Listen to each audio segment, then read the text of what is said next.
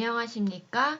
디지털 시대의 유아미술 교육, 놀이와 창의력을 그리다 제5강 디지털 드로잉을 맡은 디자인 TMP 대표이자 호서대학교 디지털과 영유아 교육연구소 연구원 조미경입니다. 최근에 전시회 안에 AI 꿈 그리기라는 대회 수상 작품들을 디지털 전시로 보여주는 공간을 보면서 촬영을 했습니다. 함께 보도록 하겠습니다.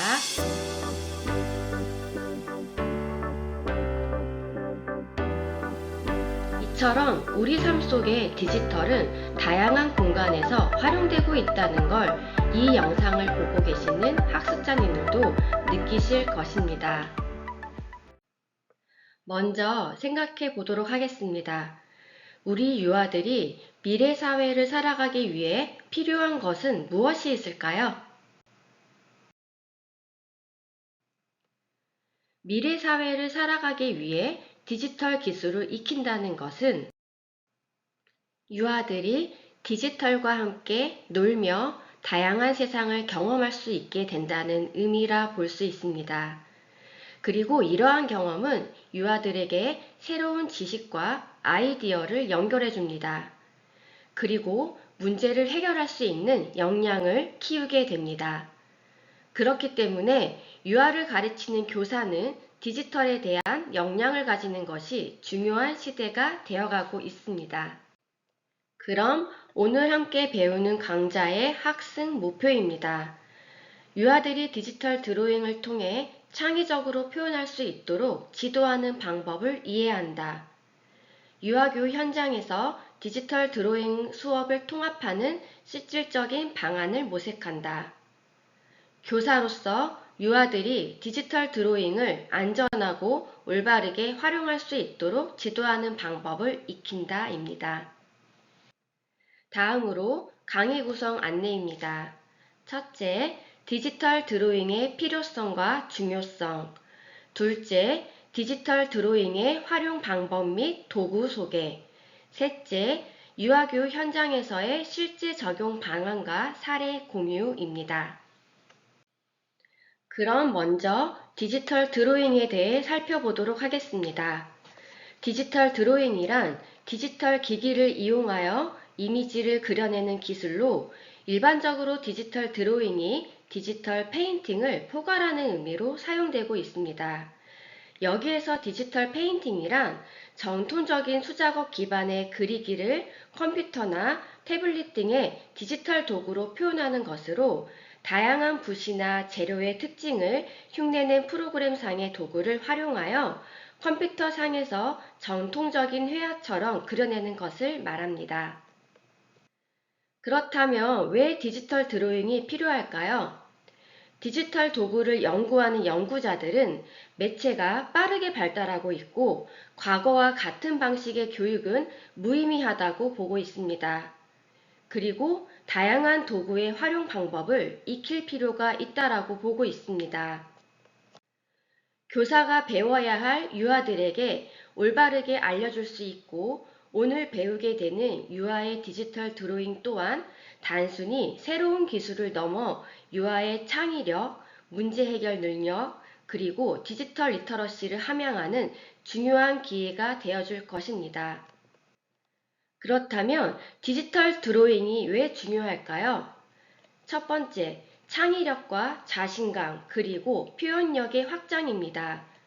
디지털 드로잉 도구는 전통적인 재료보다 더 다양한 색상 그리고 효과를 제공하고 유아가 자신만의 독창적인 아이디어를 더욱더 풍부하게 표현할 수 있도록 돕고 있습니다. 또한 실수나 수정이 용이하고 두려움 없이 다양한 시도를 할 수 있는 환경을 제공합니다. 둘째, 디지털 리터러시의 초기 학습. 디지털 기술은 현대사회에서 필수적인 도구로 자리 잡았으며 유아기에 디지털 드로잉을 배우는 것은 자연스럽게 디지털 기기와 그리고 소프트웨어를 활용하는 법을 익히는 계기가 됩니다. 이는 유아가 성장하면서 디지털 기술을 건강하고 그리고 비판적으로 사고하는 능력을 개발하는 데 중요한 기초가 될 것입니다. 셋째, 문제 해결 능력과 자기주도적 학습. 디지털 드로잉 과정에서 유아는 도구를 사용하고 조작하며 스스로 문제를 해결하는 방법을 배우게 됩니다. 예를 들어 원하는 색을 찾거나 특정 모양의 그리는 도구를 선택하는 과정에서 유아는 논리적 사고와 실험 정신이 발달하게 됩니다. 또한 작업을 완성하는 과정에서 유아는 성취감과 자기주도적으로 경험을 학습하게 됩니다. 넷째, 소근육 발달. 디지털 드로잉은 터치 스크린이나 디지털 펜을 활용하기 때문에 유아의 소근육, 특히 손과 손가락을 발달하는데 효과적입니다. 이는 전통적인 드로잉과 유사한 방식으로 손의 협응력과 정교함을 키울 수 있습니다. 이를 통해 미세 운동 능력 또한 발달하게 됩니다. 다섯 번째, 디지털 도구와의 균형 있는 관계 형성입니다. 유아기의 디지털 드로잉과 같은 생산적이고 창의적인 활동을 통해 디지털 기기가 단순한 소비의 도구가 아닌 창작의 도구임을 유아는 학습하게 됩니다. 또한 디지털 과몰입이나 수동적인 미디어 소비를 방지하는 데 도움을 줄 수도 있습니다. 여섯 번째, 사회적 협력과 소통의 기회. 디지털 드로잉은 친구나 가족과 함께 작업하거나 작품을 공유하면서 서로 상호작용의 기회를 제공합니다. 또한 공동 프로젝트를 통해 협력, 타협, 그리고 의견 교환의 기술을 배우게 됩니다. 일곱 번째, 미래 교육과 직업 세계를 위한 준비. 디지털 드로잉은 유아의 디지털 아트에 대한 흥미를 불어일으키고 더 나아가 애니메이션, 그래픽 디자인, 게임, 그리고 여러 가지 다양한 디자인 등 미래의 다양한 분야로 관심을 확장하는 기초가 될 수도 있습니다. 그렇다면 디지털 드로잉과 전통적 미술의 차이점은 어떠한 것들이 있는지 살펴보도록 하겠습니다. 먼저 디지털 드로잉은 재료의 소모가 없습니다. 종이라든지 물감이 필요치 않고 오로지 디지털 기기만 있으면 됩니다. 또한 다양한 도구의 활용이 가능합니다. 그리고 가장 강력한 기능인 지우개 기능과 되돌리기 기능으로 무제한으로 수정이 가능합니다. 전화기가 진화하듯이 미술도 시대에 따라 변화합니다. 새로운 기술과 도구를 배우는 것은 성인 학습자에게도 필수입니다. 이러한 디지털 미술은 창의성을 확장할 수 있는 기회를 제공하고 기술 사용 능력은 현대 사회에서 필수적인 학습 요소입니다. 그럼 실습 전 준비물을 살펴보도록 하겠습니다. 태블릿과 태블릿용 펜이 있다면 준비해 주시면 좋겠습니다. 그리고 태블릿이 아니더라도 휴대폰이 있으면 좋습니다. 그리고 어플을 다운받기 위해 인터넷이 되는 공간이어야 하겠습니다. 그럼 오늘 살펴볼 디지털 드로잉 도구입니다. 오늘은 무료 플랫폼이나 광고를 일부 수반하지만 무료로 사용할 수 있는 애드웨어 중 유아들이 사용할 만한 쉬운 플랫폼 5가지를 살펴보려고 합니다. 5가지 그래픽 툴은 첫 번째 아이드로우, 타야수이 스케치, 스케치북, 픽스아트, 이비스 페인트 X입니다. 먼저 아이드로우입니다. 아이드로우는 간단하고 직관적으로 설계되어 있는 드로잉 앱으로 브러쉬 기능, 도장 기능, 그리고 얼굴 사진 등을 넣어 함께 유아가 흥미롭게 활용할 수 있는 어플입니다. 그럼 아이드로우 사용법을 살펴보도록 하겠습니다. 먼저 구글 스토어에서 아이드로우 어플을 다운받으세요. 두 번째, 어플을 실행하면 우측에 화면이 뜹니다. 그림을 선택해 주세요. 세 번째, 흰 바탕에 배경지를 선택하고 그림을 그립니다. 네 번째, 도구를 선택해 그림을 그려 완성해 봅니다. 디지털 드로잉 도구인 아이드로우로 이와 같은 작품들을 만들 수 있습니다. 지금 보여지는 그림은 아이드로우를 통해 만들어 본 디지털 그림입니다. 가상 배경과 바닷속 생물을 그려볼 수 있는데요. 이 그림이 어떻게 만들어지는지 살펴보도록 하겠습니다. 학습자님들도 아이드로우 앱을 설치하셨으면 함께 따라해 보시길 바랍니다. 먼저 아이드로우 앱을 열고 그림을 선택해 줍니다. 이처럼 다양한 배경이 있는데요. 여기에서 흰색 화면을 선택해도 되지만 바닷속 배경이 있기에 디지털 배경을 활용해 봅니다. 이제부터 그림을 그려주시면 됩니다. 좌측에 다양한 색연필, 크레용, 사인펜이 있고요. 햇님 모양의 아이콘은 다양한 이미지의 도장 기능입니다. 한번 그림을 그려볼까요? 먼저 색연필로 다양한 동물들을 그려봅니다. 물고기도 그려볼 수가 있겠고요. 또 뭐가 있을까요? 물고기의 지느러미, 그리고 꼬리, 눈도 그려주면 좋겠네요.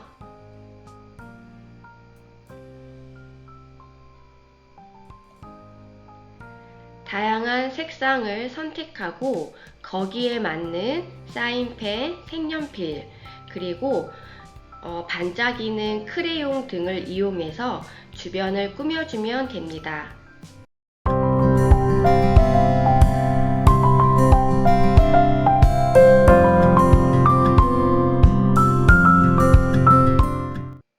아이드로우의 또 다른 활용 팁은 메인 화면에서 두 번째 색칠하기 기능입니다. 여기에서 첫 번째 카메라 이미지를 선택해 주시면 다양한 이미지들이 나오는데요. 이 이미지들은 나의 얼굴을 가져다 대고 사진을 찍는 기능으로 지금 화면처럼 드로잉을 이용한 크리스마스 카드 등을 활용해 볼 수도 있습니다. 이 기능을 다시 한번 실습해 보도록 하겠습니다. 아이드로우 화면에서 색칠하기를 선택하시고 이미지 중 하단의 크리스마스 트리를 선택해 주세요.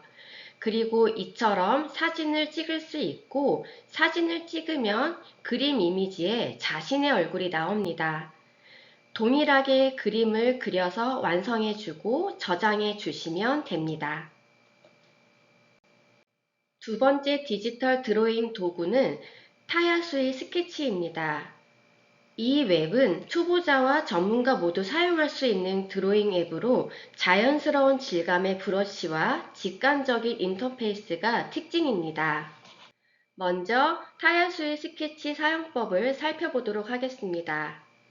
앱스토어나 구글 스토어에 타야스키 스케치를 어플을 다운받아 주세요. 두 번째, 어플을 실행하고 하단에 펜 그림을 선택하세요. 세 번째, 다양한 펜과 붓의 속성을 이용해 그림을 그리고 채색합니다. 네 번째, 도구를 선택해 그림을 그려 완성해 봅니다. 이 그림은 타야수의 스케치로 만들어 본 그림입니다. 디지털 도구를 이용해 그림을 그리고 배경은 실제 가을 단풍이 물든 사진을 넣어 주었습니다. 이번에는 타야수의 스케치를 이용한 작업 과정을 담은 영상으로 함께 살펴보면서 실습해 보도록 하겠습니다. 하단에 스케치 도구, 다양한 펜을 선택할 수 있는 부분들이 살펴볼 수가 있고요. 이러한 부분들을 클릭해 보시면서 내가 원하는 도구를 선택해 주시면 됩니다. 제일 상단의 프로 버전용 도구는 유료 버전이기 때문에 선택하지 않으시면 됩니다.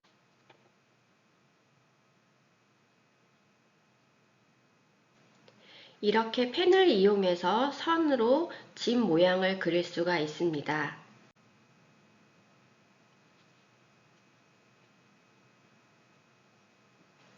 다음으로 배경을 색칠하기 위해서 새 레이어를 만들고 가장 하단으로 내렸고요. 이렇게 그리다가 실수를 하게 되면 다시 되돌리기 기능으로 실행을 취소하시면 됩니다.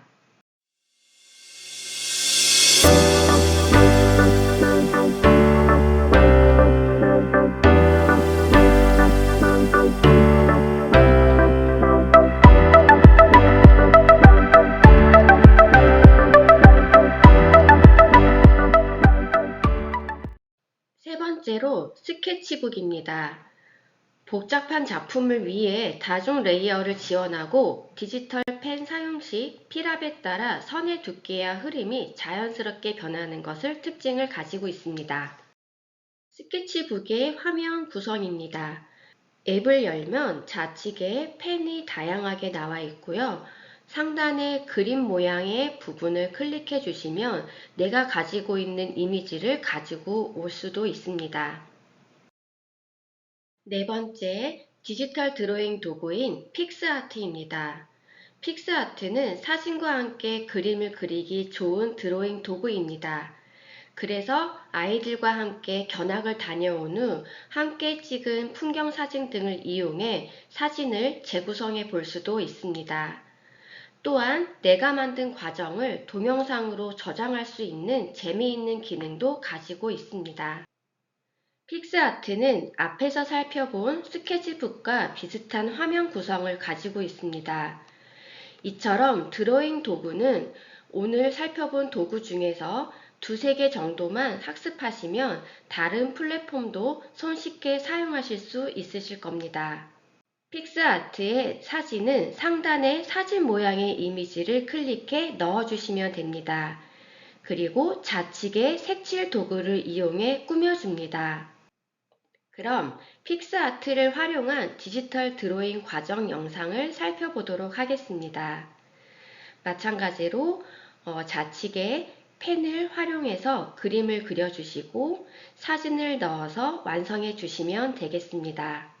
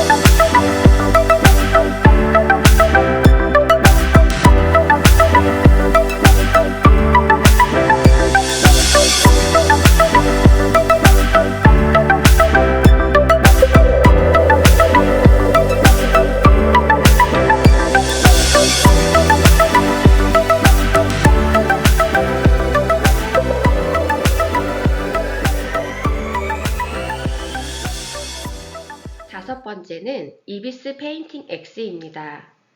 이비스 페인트 X는 여러 스타일러스 펜을 지원하고 브러쉬의 터치감이 좋습니다.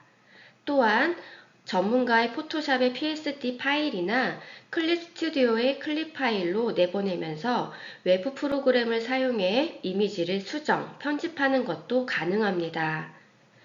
지금 보이시는 청색 아이콘인 이비스 페인트 X는 광고를 포함한 무료 앱이고 인앱 결제 가능한 버전입니다. 그리고 이와 비슷한 검정색 아이콘은 이비스 페인트로 유료 버전임을 알려드립니다.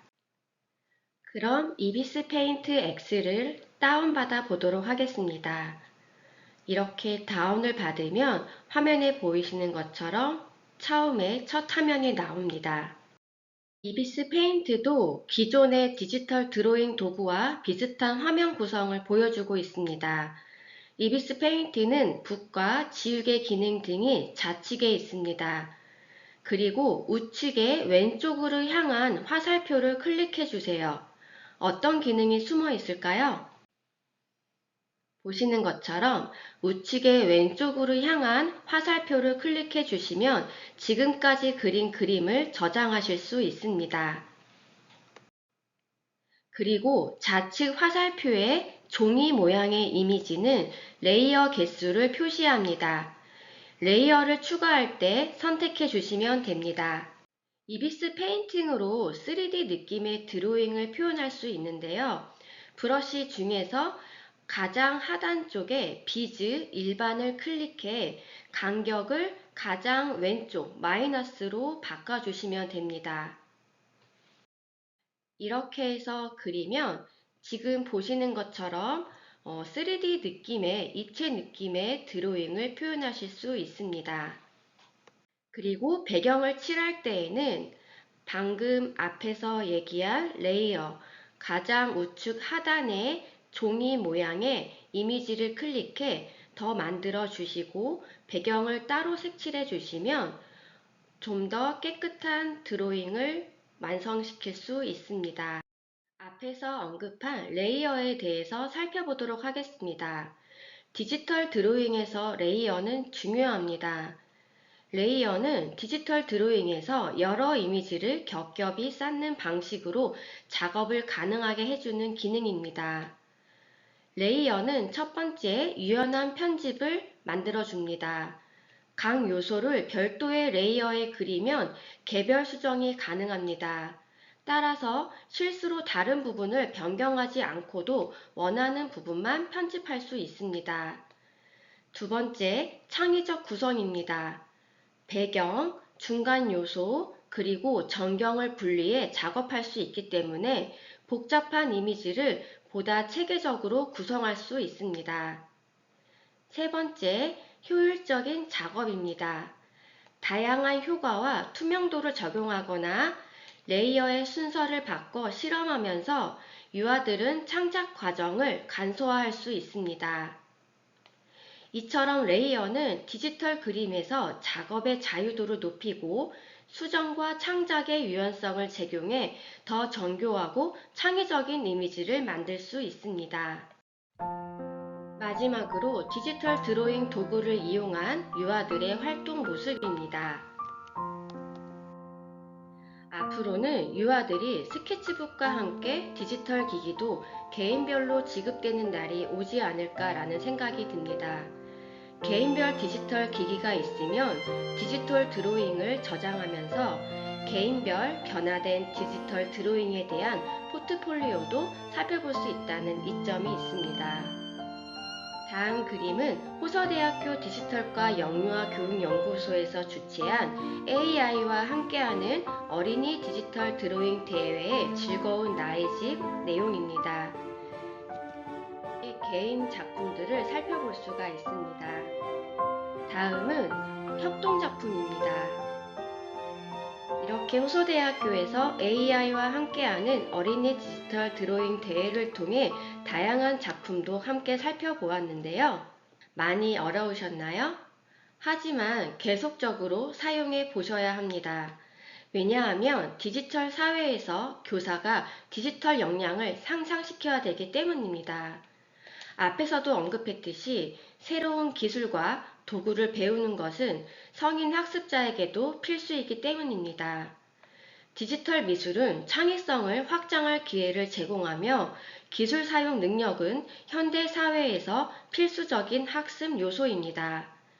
변화에 적응하며 끊임없이 배우려는 자세는 성장이며 이는 개인적 성취와 자기 표현 능력을 강화합니다.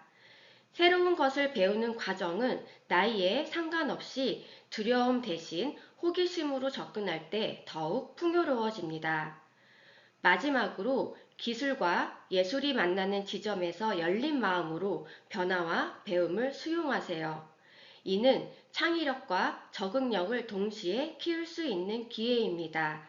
라는 말을 끝으로 디지털 드로잉 강의를 마치도록 하겠습니다. 감사합니다.